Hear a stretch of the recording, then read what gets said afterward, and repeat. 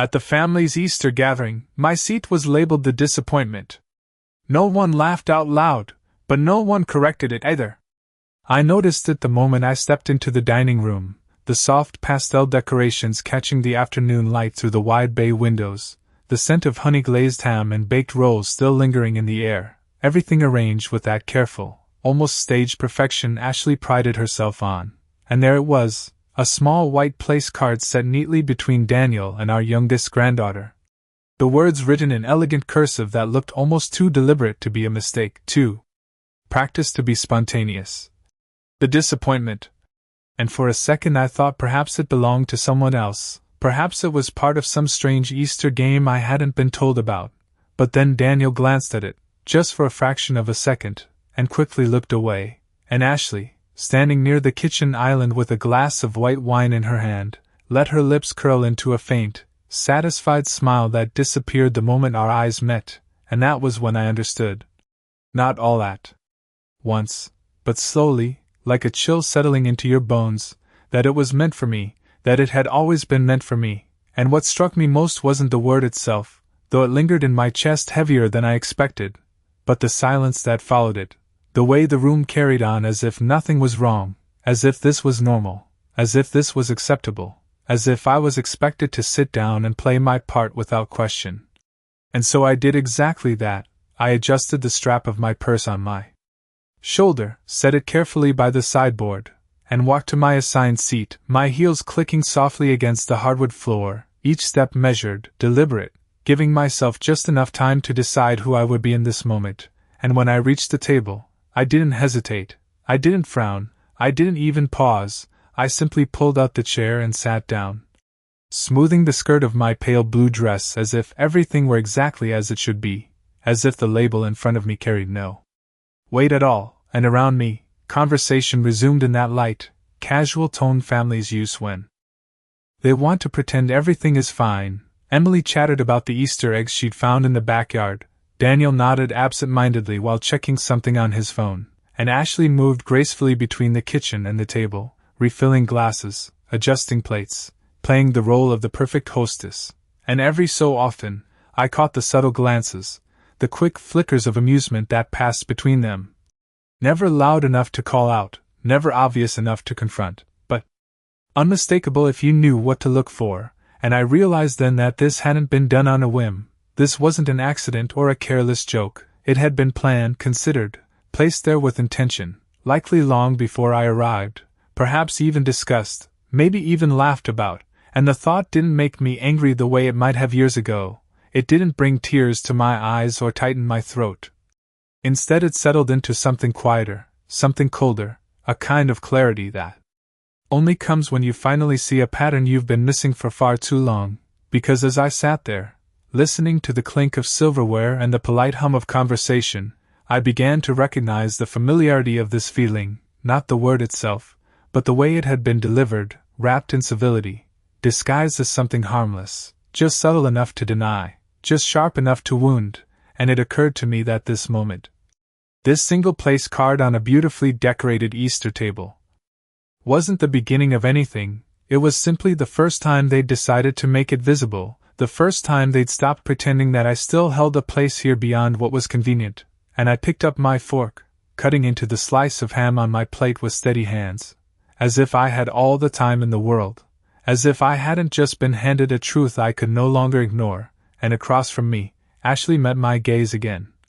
her smile returning, softer this time, almost curious, as if she were waiting to see how I would react, how far she could go, how much I would tolerate. And I gave her exactly what she expected, a small, polite smile, the kind that reveals nothing, the kind that ends conversations before they begin. And in that moment, as the afternoon sunlight shifted across the table and the laughter of my family filled the room, I made a quiet decision that no one else at that table would notice, not yet, because if there was one thing I had learned over the years, it was that the most dangerous moves are the ones made without a sound. And as I glanced once more at the card in front of me, the elegant script that tried so hard to define me, I realized something they clearly hadn't considered. Something they would come to understand soon enough. Labels only have power when you accept them, and I had spent far too many years accepting things I should have questioned, far too many years giving more than I received, and as I set my fork down and folded my hands neatly in my lap, I allowed myself the smallest shift in perspective, the kind that changes everything without anyone noticing, because they thought they had already decided who I was. They thought they had already placed me exactly where I belong, but they had no idea what it would cost them to be so certain. The house felt different after that meal, though nothing about it had actually changed. The pastel decorations still hung neatly along the mantel, the dishes were cleared with the same quiet efficiency, and the laughter continued in soft bursts from the living room where Ashley had arranged another round of coffee and dessert. But for me, something had shifted in a way that could not be undone. Like a curtain that had been pulled back just enough to reveal what had always been there, and as I stood at the kitchen sink rinsing my plate, even though Ashley had insisted I did not need to help, I could feel it settling into place, that quiet understanding that this was not about one moment or one word written on a card. It was about a pattern that had been building over time, carefully disguised as coincidence, explained away as misunderstandings, and I found myself replaying small details I had once dismissed. The times I had been told dinner plans had changed at the last minute, only to later see photos posted online from gatherings I had never been invited to, the birthdays where I had been given the wrong time, arriving just as everything was winding down, the holidays where I had been asked to bring something simple while others were praised for elaborate dishes, and each memory clicked into place with a clarity that was almost unsettling, like puzzle pieces I had been holding without realizing they belonged together, and I dried my hands slowly, listening as Ashley's voice carried from the next room, light and polished, telling a story about their recent trip, the one I had heard about only after they returned. And Daniel's voice followed, lower, agreeable, the same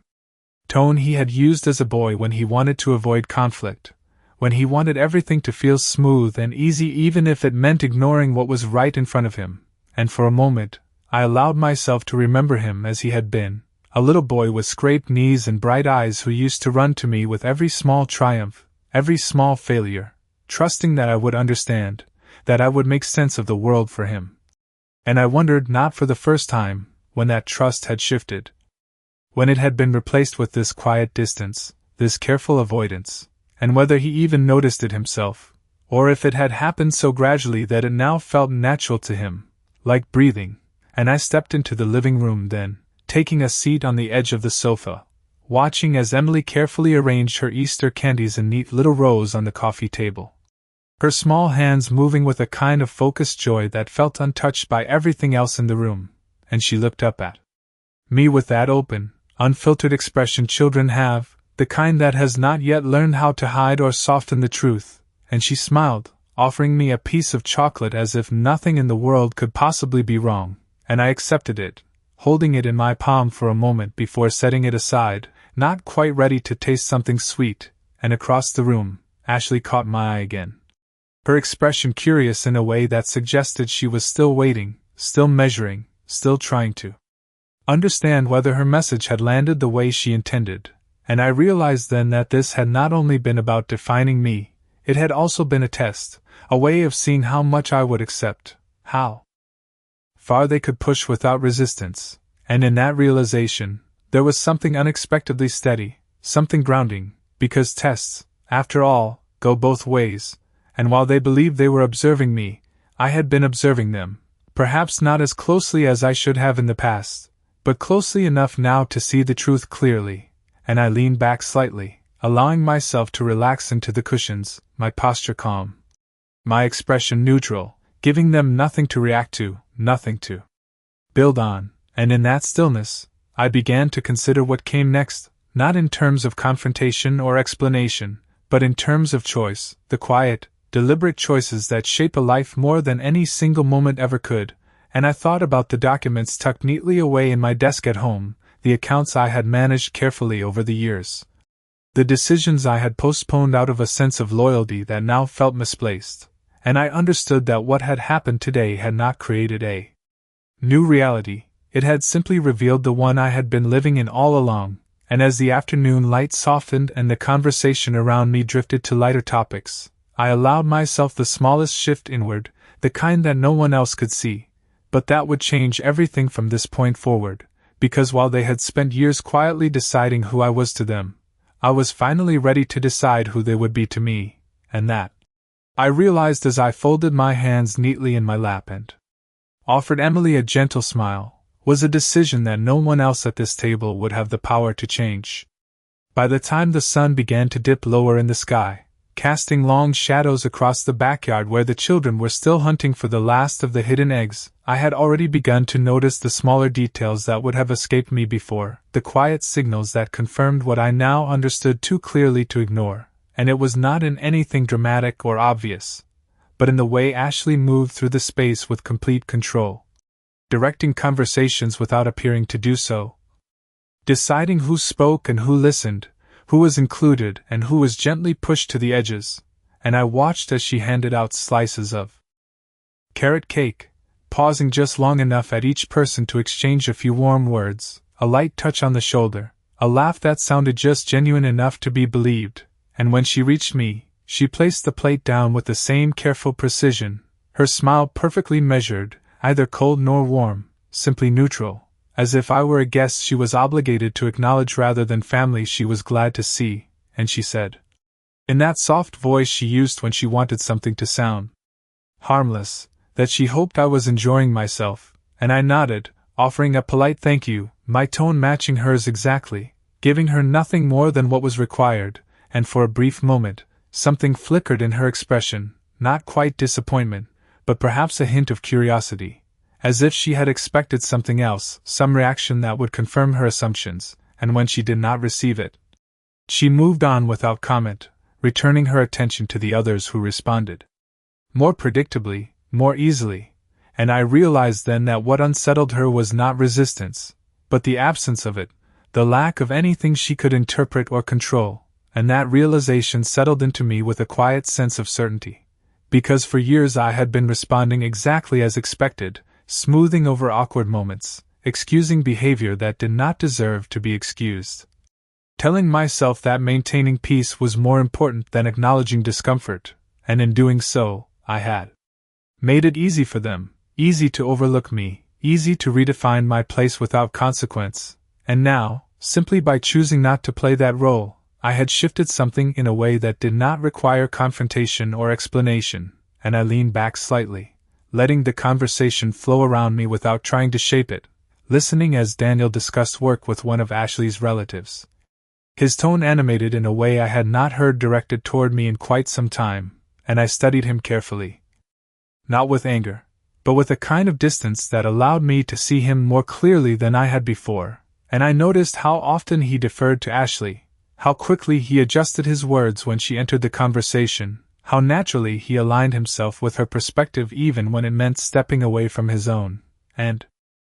I wondered whether he was aware of it, whether he understood the quiet choices he was making, or if he believed, as so many people do, that these small compromises did not add up to anything significant, and across the room, Emily approached me again, this time holding a small basket filled with brightly colored eggs, and she climbed onto the sofa beside me, her movements unguarded. Her presence a simple kind of comfort that required nothing in return, and she began to tell me about each egg she had found, describing them in careful detail as if each one held its own story, and I listened, nodding, asking small questions that encouraged her to continue, and for those few minutes, the noise of the room faded into the background, replaced by something quieter, something more honest, and it struck me then that children, unlike adults, do not rearrange their affection based on convenience or expectation. They offer it freely, without calculation, without agenda, and that thought stayed with me even after she returned to the others, her laughter blending back into the larger rhythm of the afternoon, and as I looked around the room once more, I could see it all with a clarity that felt almost clinical, the roles each person played, the unspoken agreements that held everything in place, the subtle hierarchies that determined who mattered and who did not, and for the first time, I understood that my position within that structure had already been decided long before today, long before the place card had been set down in front of me, and what had changed was not their perception, but mine, because I was no longer willing to pretend that these moments were isolated, no longer willing to accept explanations that did not hold up under closer scrutiny, and as I reached for my glass of water, taking a slow sip while maintaining that same calm, composed expression, I allowed myself to consider the implications of that shift, not in terms of what I might say or do in this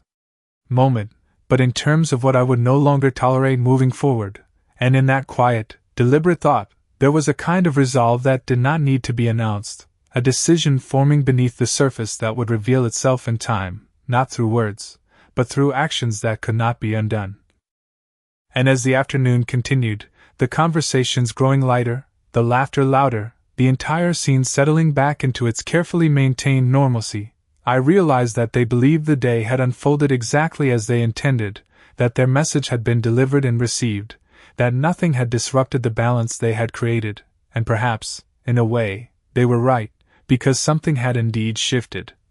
Something significant enough to change everything that would come next, but what they did not yet understand, what they had not even considered, was that the shift had not placed me where they thought it had simply shown me where I no longer belong. Later that afternoon, as the last of the guests began to gather their coats and exchange polite goodbyes, I remained seated just a little longer than necessary, watching the familiar choreography unfold with a new kind of attention, the practiced smiles, the light embraces, the careful words that sounded warm on the surface but carried no real weight beneath them, and I noticed how Ashley positioned herself near the front door, controlling the flow of departure just as she had controlled the gathering itself, deciding who lingered and who moved along, her tone effortlessly gracious, her presence unmistakably central, and Daniel stood beside her, nodding along, offering his own version of agreement to whatever she said, his role so seamlessly aligned with hers that it felt less like a partnership and more like an extension, and I found myself wondering, not for the first time, whether he recognized how completely he had stepped into that position, or if it had happened so gradually that it now felt like his natural place, and as I rose from the sofa, smoothing my dress once more, I caught a glimpse of myself in the reflection of the hallway mirror, and for a moment, I paused, studying the woman looking back at me, the silver in her hair catching the soft light, the lines at the corners of her eyes deeper than they used to be, but her expression steady, composed. Not broken in the way one might expect after a day like this, but changed, subtly and unmistakably changed, and I realized that what I was seeing was not loss, but clarity, the kind that does not arrive all at once but settles slowly until it becomes impossible to ignore, and I turned away from the mirror and walked toward the entryway, where Ashley was just finishing a conversation with one of her friends, her laughter light, her posture relaxed, and when she noticed me approaching, she shifted seamlessly, her attention turning toward me with that same measured smile she had worn all afternoon, asking if I was heading out already, her tone suggesting casual concern while her eyes searched for something else entirely. Something deeper, something she could read and interpret, and I nodded, thanking her for hosting, my words polite, my voice even, offering her nothing beyond what was expected, and she held my gaze for a moment longer than necessary, as if trying to find a crack in the surface, some sign that her earlier gesture had landed as intended, but finding none, she simply inclined her head and stepped slightly aside, allowing me to move past her. And Daniel followed me to the door, his hand resting briefly on the frame as if he were unsure whether to say something more, and for a moment, there was a flicker of something in his expression, something almost like hesitation, perhaps even discomfort, but it passed quickly, replaced by the same neutral composure he had maintained all day, and he asked if I would like him to walk me to my car, and I declined gently, telling him I would be just fine, that the air would do me good, and he nodded,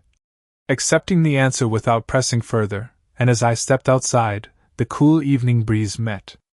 me with a softness that felt almost deliberate, as if the world beyond that house operated on a different rhythm entirely, one that did not require pretense or careful positioning, and I walked down the driveway at an unhurried pace, the gravel shifting quietly beneath my shoes, the sound grounding in its simplicity, and when I reached my car, I paused once more, resting my hand lightly against the door, allowing myself a final moment to consider everything that had taken place, not just today, but over the years that had led to this point, The choices I had made, the things I had overlooked, the ways I had adjusted myself to fit into spaces that were slowly reshaping around me without my consent, and I did not feel anger in that moment, not in the way people often expect, but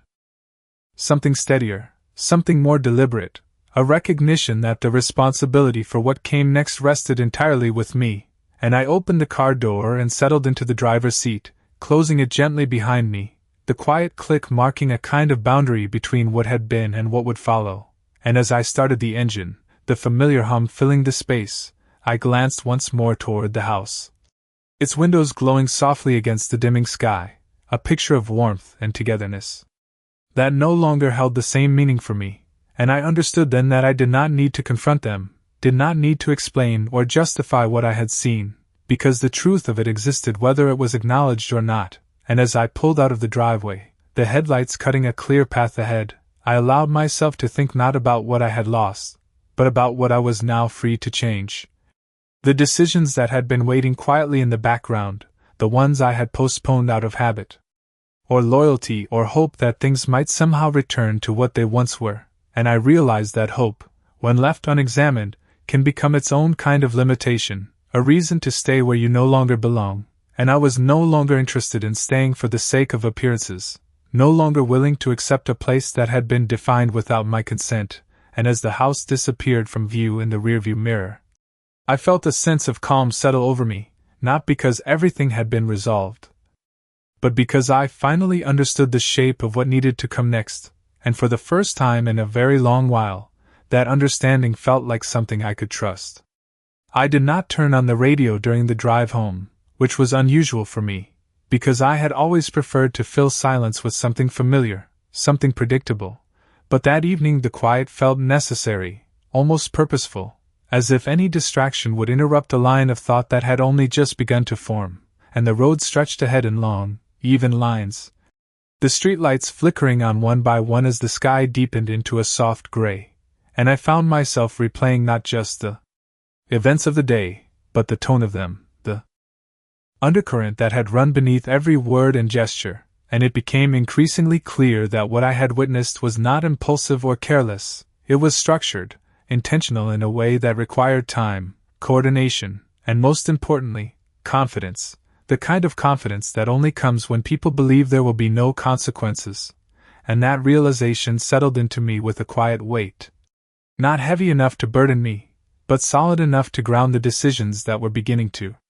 take shape in my mind, and when I pulled into my driveway, the familiar outline of my home greeted me with a stillness that felt entirely different from the carefully managed atmosphere I had just left behind. There were no expectations waiting inside, no roles to fulfill, no subtle tests to navigate, just the quiet presence of a space that had always belonged to me, and as I stepped out of the car and closed the door behind me,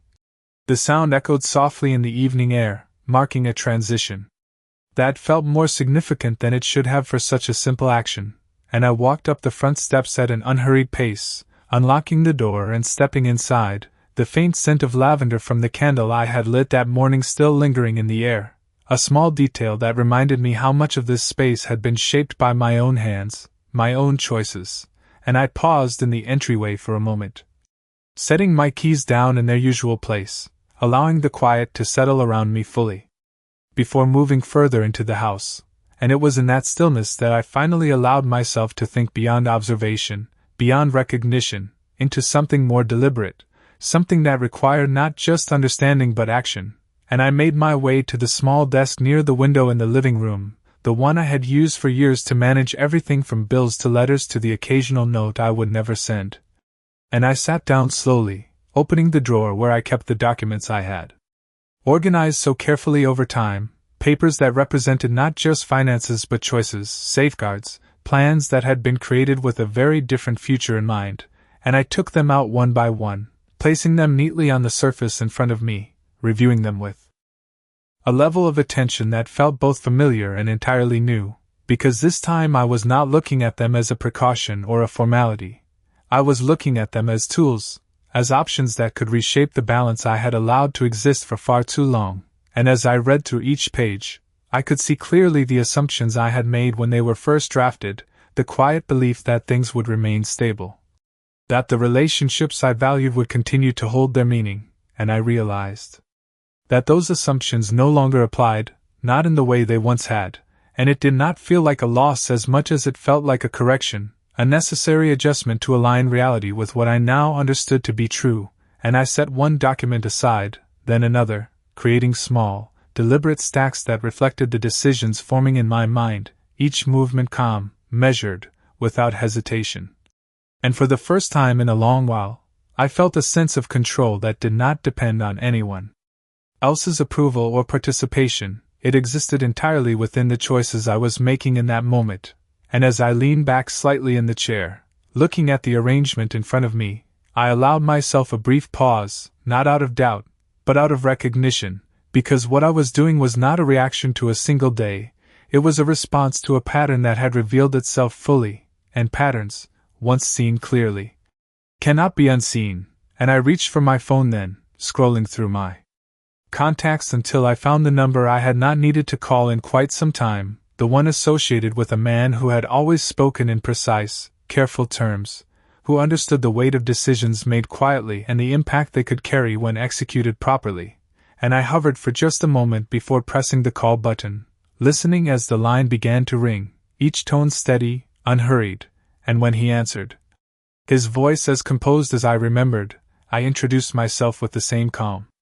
clarity I had carried throughout the evening, and I told him that I would like to schedule a meeting, that there were a few things I needed to review, a few updates that could no longer be postponed, and as I spoke, I realized that there was no urgency in my tone, no trace of emotion that might suggest impulsiveness or regret, only a quiet certainty that this was the next step, the natural continuation of everything that had come before, and when the call ended, I placed the phone back on the desk and looked once more at the documents spread out in front of me, the lines of text no longer representing possibilities, but decisions already set into motion, and I understood then that whatever they had intended earlier that day, whatever message they believed they had delivered, had led them to a conclusion they had not anticipated, because while they had been busy defining my place in their world, I had begun redefining the terms of my own, and this time, I would not be leaving room for interpretation. The next morning arrived with a kind of quiet clarity that felt unfamiliar but not unwelcome, the sunlight filtering through the curtains in soft, even lines that stretched across the floor as if marking a new beginning, and I woke earlier than usual, not because I had to, but because there was something within me that no longer allowed for hesitation. A steady awareness that the decisions I had set into motion the night before were not temporary or emotional, but necessary, and as I moved through my morning routine, everything felt sharper, more intentional. From the way I brewed my coffee to the way I folded the newspaper on the kitchen table, each action grounded in a sense of purpose that had been quietly absent for far too long, and I sat down by the window with my cup in hand, looking out at the familiar view of my front yard, the neatly trimmed hedges, the small garden I had tended to over the years. And I realized how much of my life had been built on consistency, on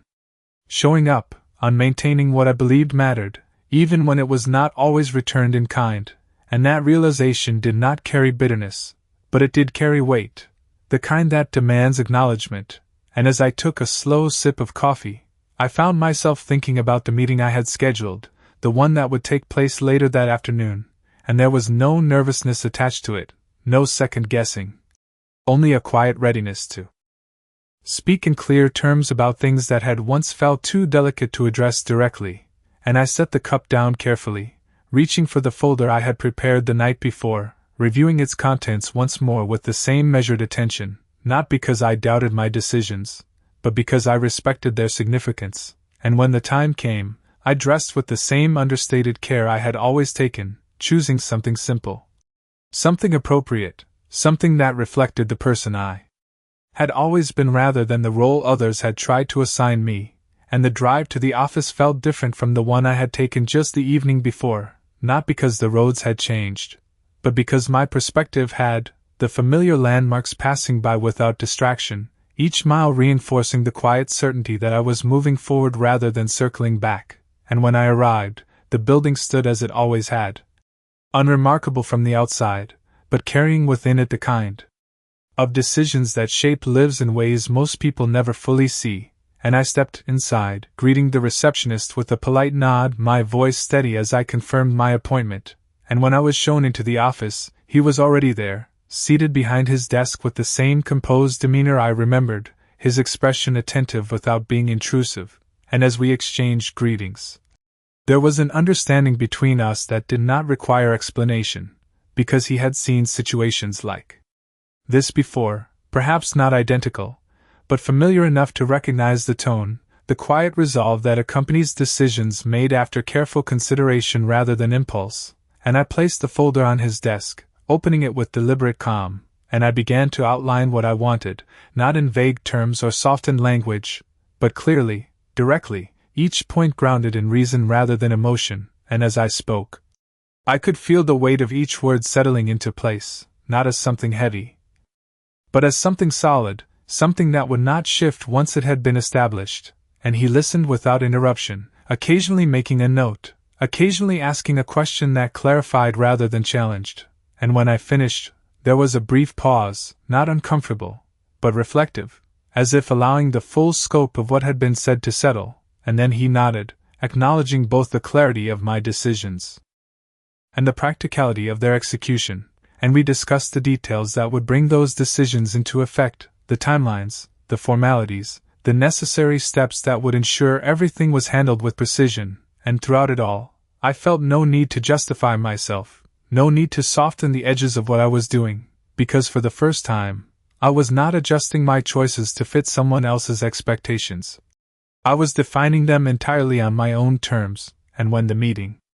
concluded, I stood, gathering my things with the same quiet composure I had carried throughout, and as I left the office, stepping back into the open air, I felt a sense of finality that was not tied to any single action, but to the understanding that a line had been drawn, not in anger, not in retaliation, but in clarity, and as I walked back to my car, the sunlight now higher in the sky,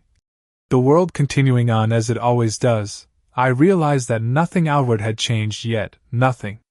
visible to those who believed they still understood my place, but beneath the surface, everything had already shifted, and the path ahead was no longer shaped by their assumptions, but by decisions they would not fully comprehend until it was far too late to undo them. The days that followed unfolded with a quiet precision that would have gone unnoticed to anyone looking from the outside, because nothing about my routine appeared dramatically different. I still woke at the same hour, still tended to my garden in the early morning light, still stopped by the same grocery store where the cashier greeted me by name, and yet beneath those familiar patterns, something fundamental had shifted. Something that guided my choices in ways that did not require explanation or announcement, and it was in the small decisions that this change became most evident, the calls I chose not to return immediately, the invitations I did not rush to accept, the subtle reordering of priorities that placed my own clarity above the comfort of others, and I noticed how easily space can be created when you stop filling it out of habit, how silence can reveal more than conversation ever could. And on the third day after that gathering, my phone rang just as I was finishing my morning coffee, the screen lighting up with Daniel's name, and I let it ring once, twice, 3 times before answering, not out of hesitation, but out of choice, and when I did, my voice was calm, steady, carrying none of the quiet accommodation it once might have, and he greeted me with a tone that felt almost rehearsed, asking how I had been, mentioning the weather, the children, small details that circled around something he had not yet decided how to address. And I listened without interruption, allowing him the space to find his way to the point, and eventually, he did, though not directly. He mentioned the gathering, said he hoped I had a good time, that everything had come together nicely, and there was a pause then, a brief opening where something more honest might have been said, but instead he let it pass, choosing the safer path of polite generalities, and I responded in kind, telling him that it had certainly been memorable, my words measured, neutral, offering neither affirmation nor challenge, and I could sense the shift. On the other end of the line, the subtle awareness that something was different, that the familiar rhythm of our conversations had changed in a way he could not quite define, and he hesitated again, as if considering whether to push further, whether to ask a question he might not be prepared to hear the answer to. But in the end, he did not. he simply said that they were planning another small get-together in a few weeks. Something casual, and that I would be welcome to join, and I acknowledged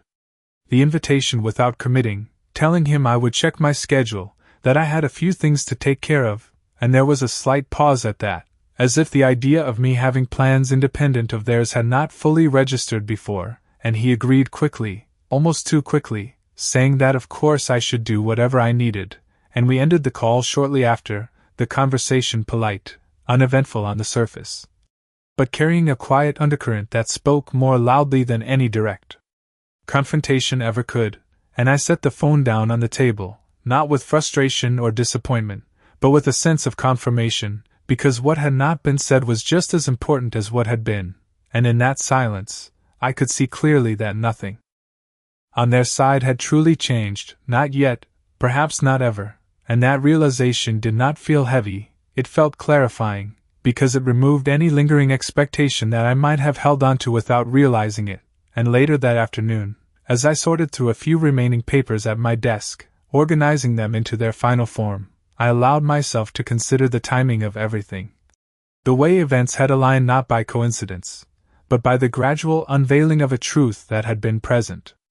all along, and I understood that what I was doing now was not about reacting to a single moment, it was about responding to a pattern with intention, and as I placed the last document into its folder, closing it with a quiet, decisive motion, I felt a sense of completion that did not depend on anyone else's understanding or approval, and as the sun began to set once more, casting that same soft glow across the room,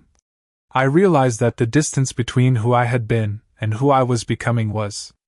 not defined by time, but by awareness, and once that awareness takes hold, it does not fade, it does not soften, it simply reshapes everything that follows, often in ways that remain invisible until the moment they can no longer be ignored.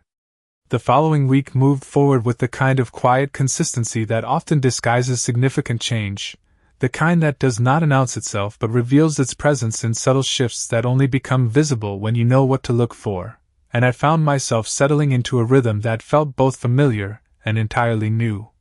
A balance between maintaining the structure of my daily life and making deliberate choices that reflected the clarity I had gained, and it was in that balance that I began to notice something else, something that had been absent for longer than I had realized, a sense of ease that did not depend on anticipation or adjustment, a quiet steadiness that allowed me to move through each day without the underlying tension I had once accepted as normal, and it was during one of those afternoons, as I was arranging a small bouquet of fresh flowers on the dining table, that my phone buzzed again. This time with a message rather than a call, and when I glanced at the screen I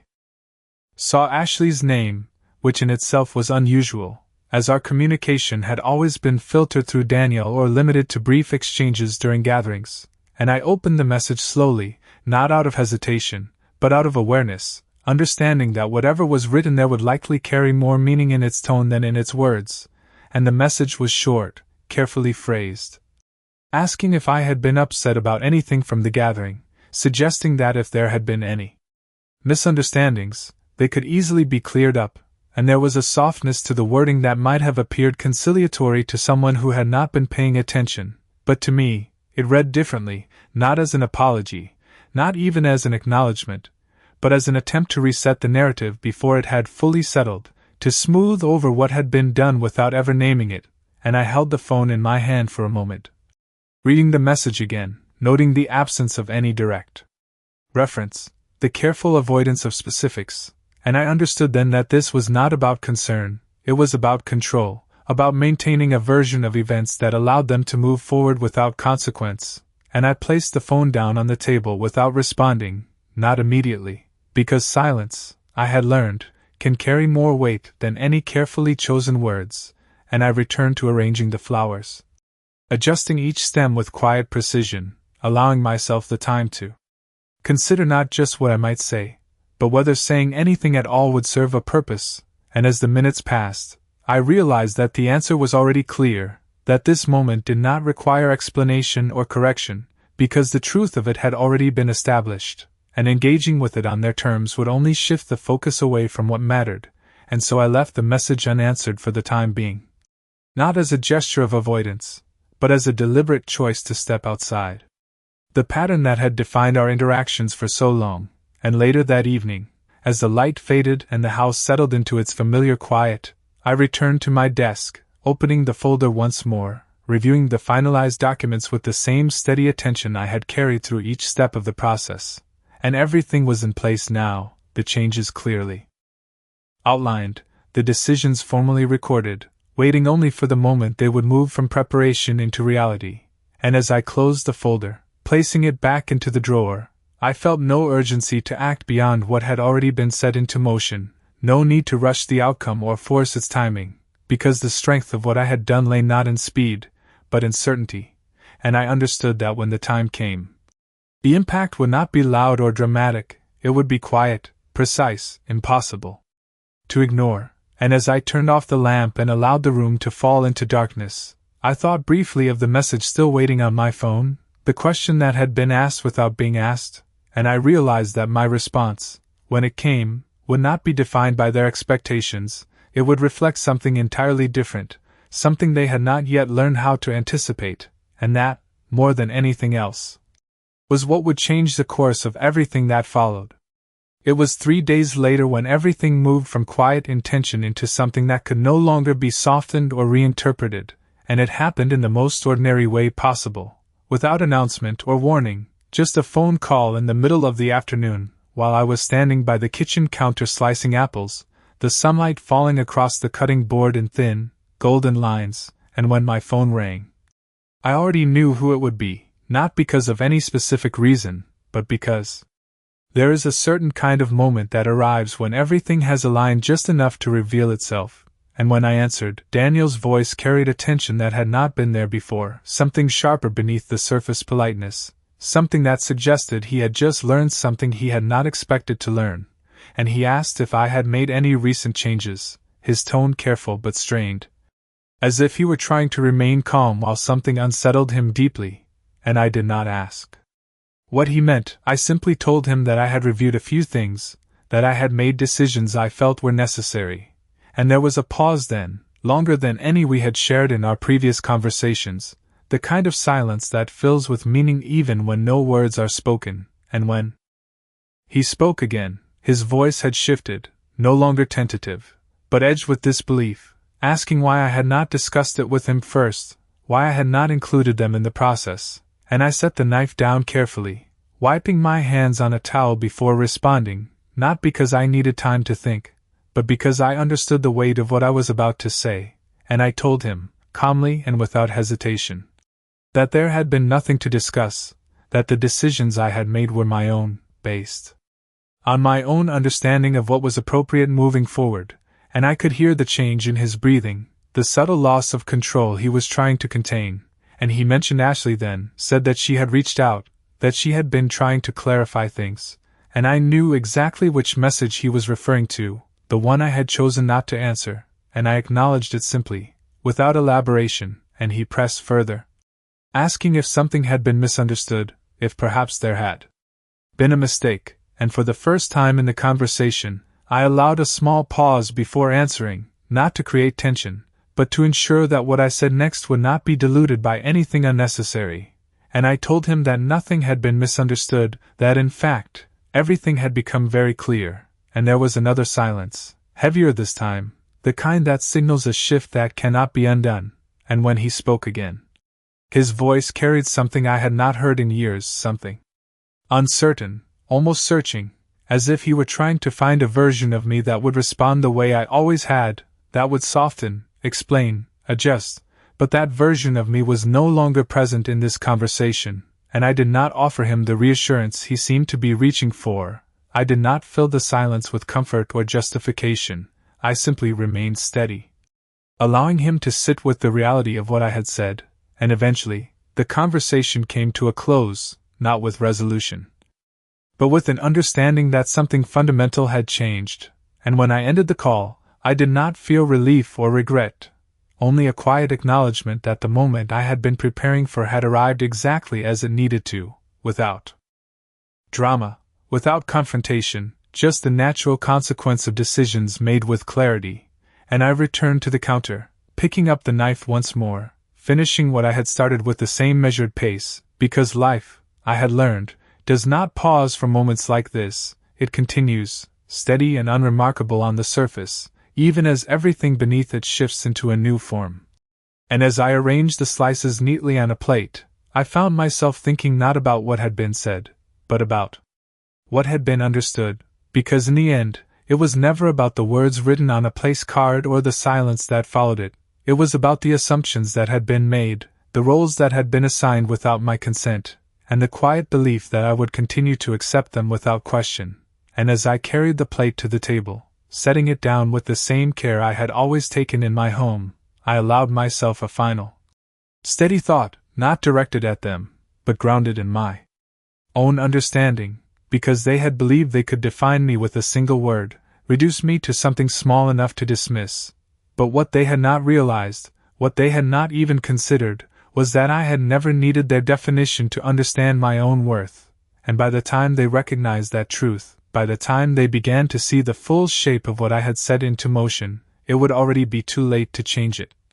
Because some decisions, once made with clarity, do not require